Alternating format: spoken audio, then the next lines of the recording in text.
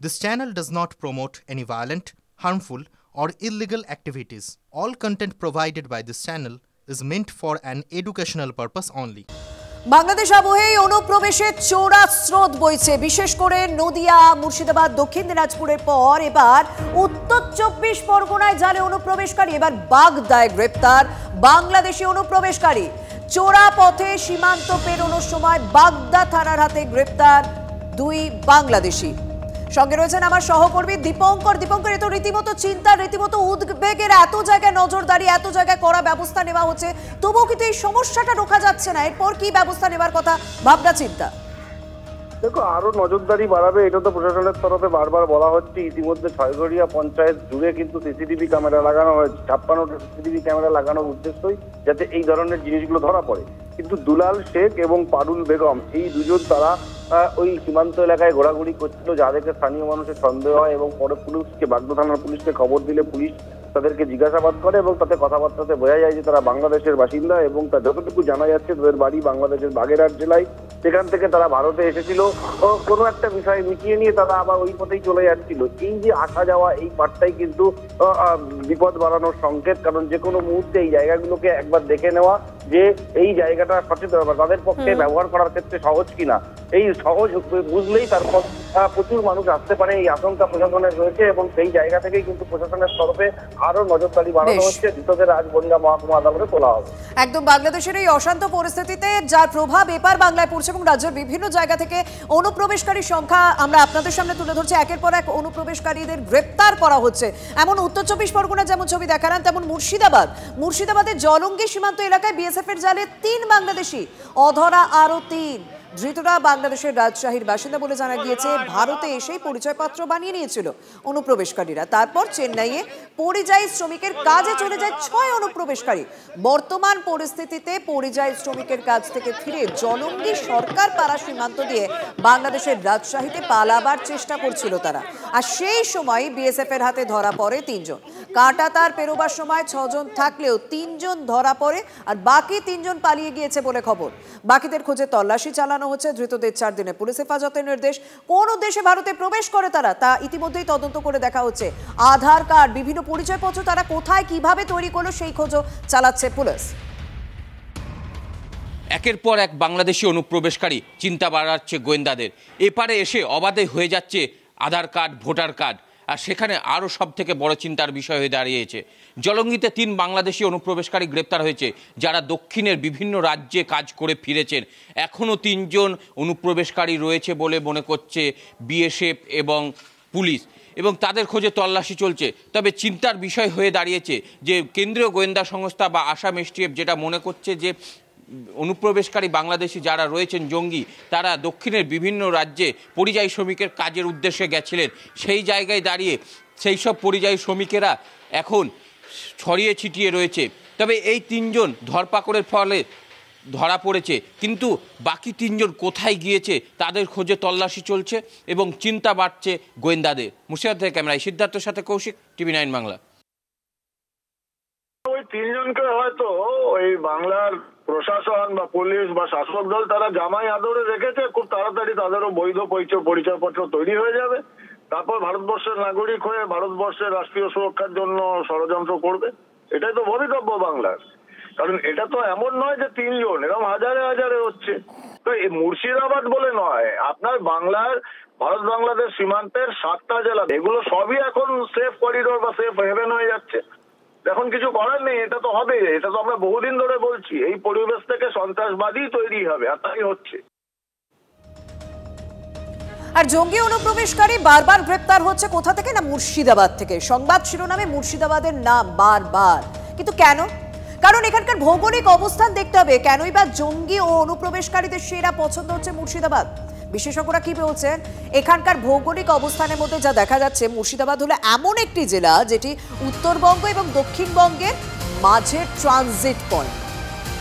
বাংলাদেশ সীমান্তবর্তী এই জেলার অনেকটা অংশে কাঁটাতার নেই, ফলে সেই জায়গা দিয়ে ভারতে ঢুকে এখান থেকে বাংলার যে কোনো দিকে দ্রুত যাওয়া সহজেই সম্ভব।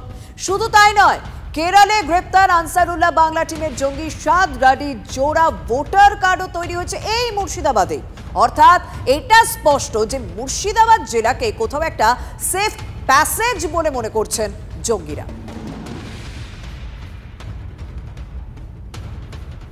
আর স্বাভাবিক মুর্শিদাবাদের বারবার এই সংবাদ শিরোনামে উঠে আসা এই জঙ্গি গ্রেপ্তার, পরিচয়পত্র এবং অনুপ্রবেশকারী গ্রেপ্তার প্রসঙ্গে রাজনৈতিক তরজা তো বেড়েই চলেছে। অধীর চৌধুরী এবং হুমায়ুন কবির দুটি রাজনৈতিক দলের দুই নেতা কি বলছেন, যারা আবার মুর্শিদাবাদের নেতাও, কি বলছেন তারা শুনবো।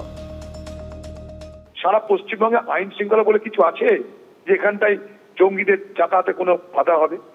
আর জঙ্গি জঙ্গি জঙ্গি জঙ্গি করে আরেকটা জিনিস তৈরি করার চেষ্টা হচ্ছে, যেটা আমি বিরোধিতা করতে চাই। মৌলবাদী নিশ্চয়ই আমাদের সকলের জন্য বিপদের কারণ, কিন্তু মৌলবাদী মানে মুসলমান, আর মুসলমান মানে মৌলবাদী, এই যে একটা ন্যারেটিভ তৈরি করা হচ্ছে, এই যে একটা ভাষ্য তৈরি করা হচ্ছে, আমি কিন্তু এটা বিরোধিতা করি।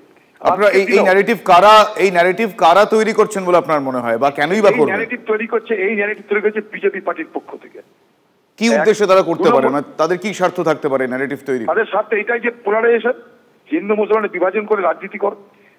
আর তার সঙ্গে দিদি আছে, দিদি চুপ করে থাকবে, কারণ দিদি চাই একটা পক্ষ আমার সঙ্গে থাক, বিজেপি চাই আরেকটা পক্ষ তার সঙ্গে যাক। ফলে দিদি থাকবে চুপ, বিজেপি হবে আক্রমক, এবং তার মাঝখানে এই মেরুকরণটা ঘটে যাক। বর্ডারের যেখানে প্রশ্ন, অন্য দেশ থেকে যখন অনুপ্রবেশের প্রশ্নে, তখন তো সবার আগে ভারতবর্ষের স্বরাষ্ট্র মন্ত্রক তো দায় এড়াতে পারে না, কারণ তিনার এটা দায়িত্ববোধের মধ্যে পড়ে। আধার কার্ডও তো সেন্ট্রাল গভর্নমেন্টের আধিকারিকরা তার সঠিক তথ্য না নিয়ে কি করে আধার কার্ড ইস্যু করছে। শুধু বাংলাতেই হচ্ছে, এটা ঠিক কথা না। আপনারা ভালো করে খতিয়ে দেখুন, ভারতবর্ষের যে কোনো রাজ্যে এটা হতে পারে। ত্রিপুরাতেও হচ্ছে, আসামেও হচ্ছে। অনুপ্রবেশ ইস্যুতে যেমন আমাদের রাজ্যে উদ্বেগ বাড়ছে না, তেমনি পাশের রাজ্য ত্রিপুরা, সেখানেও উদ্বেগ বাড়ছে, কারণ সেখান থেকে 11 জন বাংলাদেশিকে গ্রেপ্তার করা হয়েছে। আগরতলা স্টেশন থেকে গ্রেপ্তার করা হয়েছে তাদের। ধৃতরা দিল্লি, মুম্বাই এবং হায়দ্রাবাদে যাওয়ার উদ্দেশ্যে এসেছিলেন বলে জানা গিয়েছে। আমার সঙ্গে রয়েছেন সহকর্মী সুমন কল্যাণ। সুমন, আমাদের রাজ্যে উদ্বেগ বাড়ছে, তার উপর পাশের রাজ্য ত্রিপুরাতেও সেই একই 11 জন বাংলাদেশিকে গ্রেপ্তার করা হলো। তাহলে সমস্যাটা কোথায়? এরা ঢুকছে কোথা দিয়ে? দেখো, 11 জনের কথা আমরা বলছি, কিন্তু সাম্প্রতিককালে 122 জনকে গ্রেপ্তার করা হয়েছে, তার মধ্যে রোহিঙ্গারাও রয়েছেন। ফলে এই বিপুল সংখ্যক, আমাদের এদিকে ফেন্সিং নেই, কিন্তু ত্রিপুরায় কিন্তু কার্যত ফেন্সিং সম্পূর্ণ জায়গাতেই প্রায় আছে, তাহলে সেদিক দিয়েও আসছে। ফলে একটা বাংলাদেশের বর্তমান পরিস্থিতি অত্যন্ত উদ্বেগজনক। এই অনুপ্রবেশগুলোই কিন্তু সেগুলো বলে দিচ্ছে। তবে জঙ্গি কার্যকলাপ আমাদের এদিকে যতটা হচ্ছে, উত্তর পূর্ব থেকে সম্ভাবনাটা অনেকটাই কম। তবে যেভাবে এই অনুপ্রবেশকারীরা আগরতলায় ঢুকছে, কখনো আসামে ঢুকছে, এদের গন্তব্যস্থল কিন্তু যেটুকু জানা যাচ্ছে, কারো দিল্লি, কারো মুম্বাই, কারো ত্রিপুরা, কারো হচ্ছে হায়দ্রাবাদ, কারো কেরালা। ফলে তারা কিন্তু বেরিয়েই তার আগে থেকেই, মানে বাংলাদেশ থেকে ভারতে প্রবেশের আগেই তাদের হাতে আধার কার্ড পৌঁছে যাচ্ছে। তারা সেই আধার কার্ড নিয়েই কিন্তু তারা ভারতে প্রবেশ করছেন এবং তারা কিন্তু বিভিন্ন জায়গায় ছড়িয়ে পড়ছেন। ফলে এই যে গোটা চক্রটা, এটা কিন্তু বাংলাদেশের এই যে আবহ, বর্তমান যে পরিস্থিতি, সেই পরিস্থিতি কিন্তু আরো বেড়েছে, বিগত দিনেও ছিল। পরিস্থিতি কিন্তু অত্যন্ত উদ্বেগজনক, বিশেষ করে এই অনুপ্রবেশের। একদম, ধন্যবাদ। এ রাজ্যের বিভিন্ন প্রান্তে যখন একের পর এক জঙ্গি গ্রেপ্তারের ঘটনা ঘটছে, অনুপ্রবেশকারীদের গ্রেপ্তার করা হচ্ছে, তখন আরও একটা বিষয় চিন্তা বাড়াচ্ছে, সেটা হচ্ছে ভুয়ো নথি। জন্মসূত্রে এপারের সঙ্গে কারোর কোনো সম্পর্ক নেই, অথচ ওপারের নাগরিকদের জন্য ভুরি ভুরি বার্থ সার্টিফিকেট ইস্যু হয়ে গিয়েছে। আর সেই জাল বার্থ সার্টিফিকেটের এপি সেন্টার কোথায় জানেন? বারাসাত। তদন্তে চাঞ্চল্যকর তথ্য এলো পুলিশের হাতে। জাল বার্থ সার্টিফিকেটেই বাংলাদেশিদের পকেটে ঢুকেছে ভারতীয় পাসপোর্ট।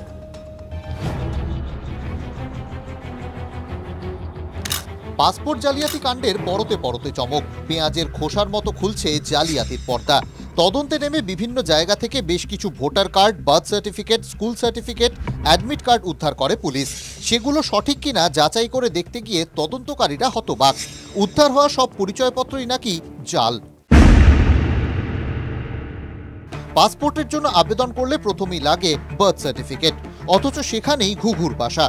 লালবাজার সূত্রে খবর, এখনো পর্যন্ত যত জাল বার্থ সার্টিফিকেট উদ্ধার হয়েছে তার মধ্যে বেশিরভাগই বারাসাতের কদম্বগাছি গ্রাম পঞ্চায়েত, গঙ্গাধরপুর, বসিরহাট এবং বারাসাত মিউনিসিপ্যালিটি থেকে ইস্যু করা। এর মধ্যে কদম্বগাছি গ্রাম পঞ্চায়েত থেকে ইস্যু হওয়া বার্থ সার্টিফিকেটের সংখ্যা সবথেকে বেশি। কদম্বগাছি গ্রাম পঞ্চায়েতের কাছে ইতিমধ্যেই গোয়েন্দারা জানতে চেয়েছেন তাদের এখান থেকে কিভাবে ইস্যু হলো, যদিও পঞ্চায়েতের ব্যাখ্যা যে তারা কোনোভাবেই জানতেন না। তারা এটুকু জানতে পেরেছেন যে অসংখ্য জাল জন্ম সার্টিফিকেট বেরিয়েছে, কিন্তু কিভাবে বার হয়েছে সেটা পঞ্চায়েতের অজানা। যদিও বিরোধীরা তা মানতে রাজি নন। বিরোধীরা মনে করেন পঞ্চায়েতের নজরে থাকা অবস্থাতেই এই জাল সার্টিফিকেট ইস্যু হয়েছে। আমাদের 9টা মতন প্রথমে এসেছিল, সেখানে যাদের নাম আছে এমন কিছু নাম আছে যেগুলো আমাদের পঞ্চায়েতের মধ্যেই এত টার্মসের মধ্যে কোনো প্রধানের নেই। আর এগুলো সম্পূর্ণ ভুয়ো, কারণ আমাদের রেজিস্টার মেনটেন করা হয়। আমরা সেগুলো দেখেছি, দেখার পরে আমরা তার পরিপ্রেক্ষিতে তাদেরকে উত্তরও দিয়ে দিয়েছি।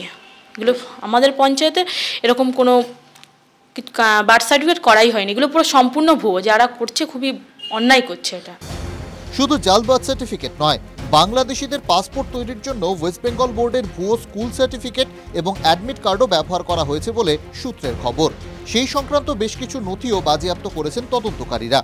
যেটা পুলিশ সূত্রে জানা যাচ্ছে যে ইতিমধ্যেই সংশ্লিষ্ট কর্তৃপক্ষের তরফ থেকে যেটা জানানো হয়েছে যে ওই সমস্ত উদ্ধার হওয়া বার্থ সার্টিফিকেট কিংবা ওয়েস্ট বেঙ্গল বোর্ডের যে মার্কশিট বা অ্যাডমিট কার্ড সব কিছুই কিন্তু ভুয়ো।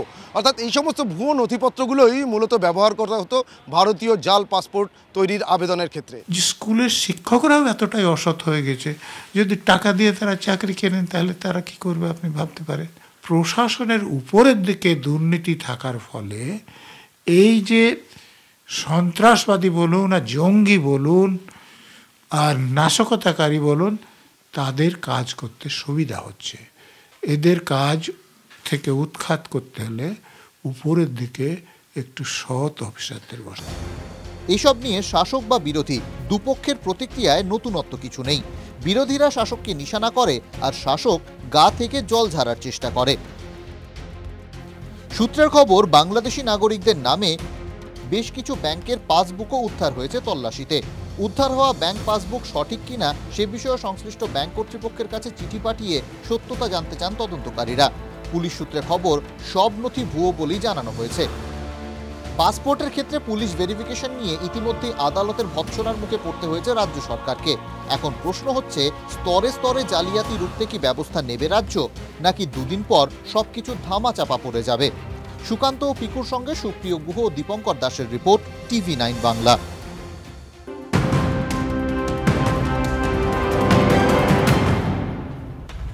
নন্দীগ্রামে তৃণমূল কর্মী খুনে গ্রেপ্তার বিজেপি নেতা। ওড়িশা থেকে বিজেপি নেতাকে গ্রেপ্তার করা হয়। 26শে ডিসেম্বর সকালে রক্তাক্ত অবস্থায় তার দেহ উদ্ধার হয়। বিজেপি নেতা চন্দন দাসকে গ্রেপ্তার করা হলো। আমার সঙ্গে রয়েছেন সহকর্মী কনিষ্ক। কনিষ্ক, কি জানা যাচ্ছে, কি খবর রয়েছে, ধৃত সম্পর্কে কি তথ্য পাওয়া যাচ্ছে? দেখো শর্মিষ্ঠা, অন্তত ডিসেম্বর মাসের 8 তারিখ যে সমবায় নির্বাচন ছিল নন্দীগ্রামে, তো তমলুক কৃষি উন্নয়ন সমিতির যে নির্বাচন ছিল সেই নির্বাচনকে কেন্দ্র করে যে অশান্তি সারাদিন হয়, তারপরে দেখা যায় যে রাত্রিবেলায় নন্দীগ্রাম 1 নম্বর ব্লকের সোনাচূড়া এলাকায় 7 নম্বর জালপাইতে তৃণমূল কর্মী বিষ্ণুপদ মণ্ডল তিনি খুন হন। যদিও বিজেপি এটা সমগ্র বিষয়টা নিয়ে পারিবারিক বলে দাবি করলেও তৃণমূল কংগ্রেস কিন্তু সোচ্চার হয় যে বিজেপি দুষ্কৃতীরা, বিজেপি আশ্রিত দুষ্কৃতীরা তারা কিন্তু তৃণমূল করার অপরাধেই এই বিষ্ণুপদ মণ্ডলকে খুন করেছেন। সমগ্র অভিযোগ নিয়ে একাধিক বিজেপি নেতৃত্বের নামে অভিযোগ হলেও পরবর্তীতে বেশ কিছুদিন কেটে গেলেও এখনো পর্যন্ত ধরা পড়ছিল না। যেমনটা জানো তুমি, গতকাল তুহিন বিশ্বাস ডিএসপি হেডকোয়ার্টার তিনি কিন্তু নন্দীগ্রাম থানার দায়িত্বে এসেছেন এবং দেখা যায় তারপরেই কিন্তু অতি সক্রিয়তা নন্দীগ্রাম থানার পুলিশের।